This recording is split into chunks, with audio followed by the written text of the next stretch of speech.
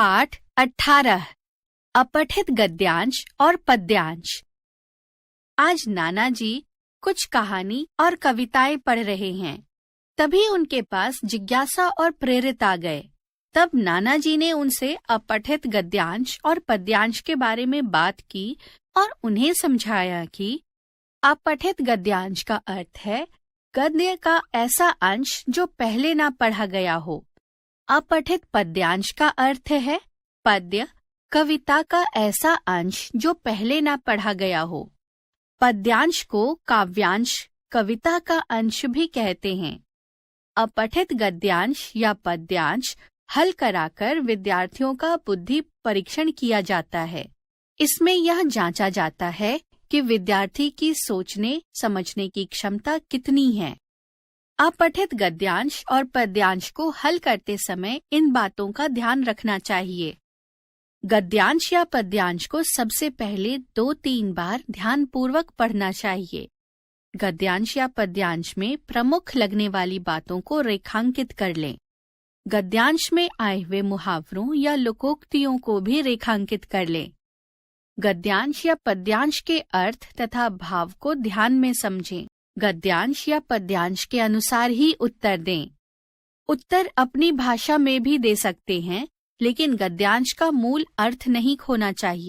आओ अब अपठित गद्यांश पढ़कर इसके प्रश्नों के उत्तर देते हैं। पहला, हमारा प्यारा भारत देश महान है। इसे आर्यावर्त, ब्रह्मवर्त तथा हिंदुस्तान के नाम से भी जाना जाता है। हमारा देश चारों ओर से प्राकृतिक सीमाओं से घिरा हुआ है। हिमालय से कन्याकुमारी तक और असम से गुजरात, कच्छ तक फैला यह देश विस्तृत भूभाग वाला है। जनसंख्या का बहुत बड़ा भाग यहाँ खेती करता है। इसलिए संसार के देशों में भारत को कृषि प्रधान देश कहा जाता है। कभी इसे सोने की चिड़िया भी कहा जाता था। गंगा, यमुना, कृष्णा, कावेरी, गोदावरी आदि यहाँ की प्रमुख नदियां हैं जो सदैव सिंचन करती रहती हैं। नदियों के किनारे बड़े बड़े तीर्थ नगर बसे हुए हैं। यहाँ हर समय धार्मिक मेले से लगे रहते हैं। वास्तव में यह भारत भूमि देवताओं को भी प्रिय है। श्री राम, श्री कृष्ण और महात्मा बुद्ध, भगवान महावीर आदि ने यहीं अवतार रूप में जन्म लिया। हिंद महासागर सदा इसके चरण पखारता रहता है। उपर्युक्त गद्यांश को ध्यानपूर्वक पढ़कर प्रश्नों के उत्तर विकल्पों में से चुनिए। क, भारतवर्ष के अन्य नाम हैं। पहला, आर्यावर्त, दूसरा, ब्रह्मवर्त, तीसरा, हिंदुस्तान, चौथा, ये सभी। ख, संसार के देशों में यह किस रूप में प्रसिद्ध है?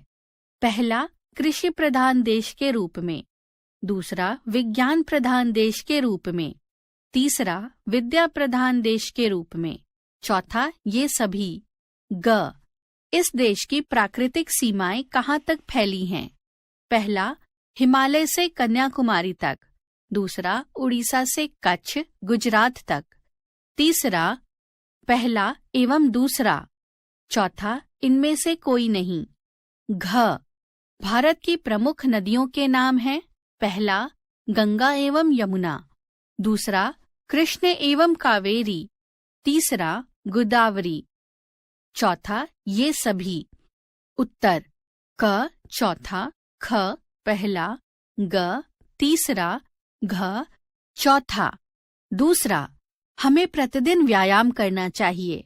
व्यायाम करने से व्यक्ति में एक अलग ही स्फूर्ति देखने को मिलती है। व्यायाम करने वाला व्यक्ति पूरा दिन तरोताजा रहता है और जो व्यायाम नहीं करता उस पर आलस्य की भरमार रहती है।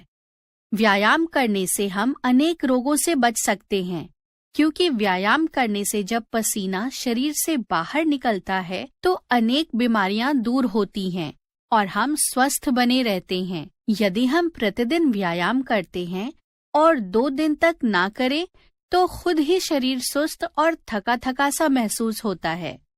ऐसा इसलिए होता है क्योंकि आपके शरीर को प्रतिदिन व्यायाम की आदत पड़ गई है और जिस दिन व्यायाम ना करो उस दिन पूरा दिन ही आलस्य भरा सा लगता है।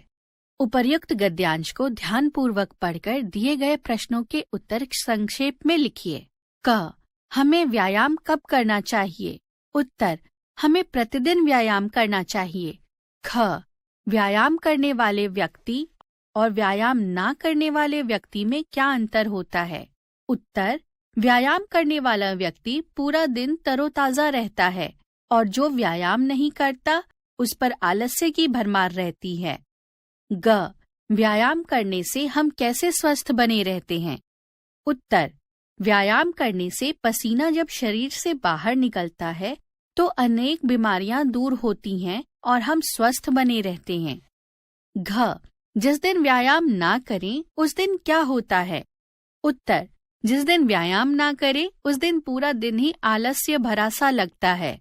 अंग, इन शब्दों के विलोम शब्द लिखिए। स्वस्थ, रोग, आलस्य। उत्तर, स्वस्थ, अस्वस्थ, रोग, निरोग, आलस्य, स्फूर्ति। आओ अब अपठित पद्यांश पढ़कर उसके प्रश्नों के उत्तर देते हैं। क्षमा, दया, तप, त्याग, मनोबल सबका लिया सहारा। पढ़ना व्याघ्र सुयोधन तुमसे, कहो कहाँ कब हारा। क्षमाशील हो रिपु समक्ष, तुम हुए विनीत जितना ही, दुष्ट कौरवों ने तुमको कायर समझा उतना ही। क्षमा शोभती उस भुजंग को जिससे पास गरल हो, उसको क्या जो दंतहीन विष रहित विनीत सरल हो। उपर्युक्त पद्यांश को ध्यानपूर्वक पढ़कर प्रश्नों के उत्तर विकल्पों में से चुनिए। क, क्षमा, दया, तप, त्याग, मनोबल का सहारा किसने लिया? पहला, कौरवों ने, पांडवों ने, श्री कृष्ण ने, वानरों ने। ख, दुर्योधन की तुलना किस रूप में की गई है? बाघ के रूप में, चूहे के रूप में, गीदड़ के रूप में, शेर के रूप में। ग, पांडव दुश्मनों के सामने कैसे होकर विनीत हुए?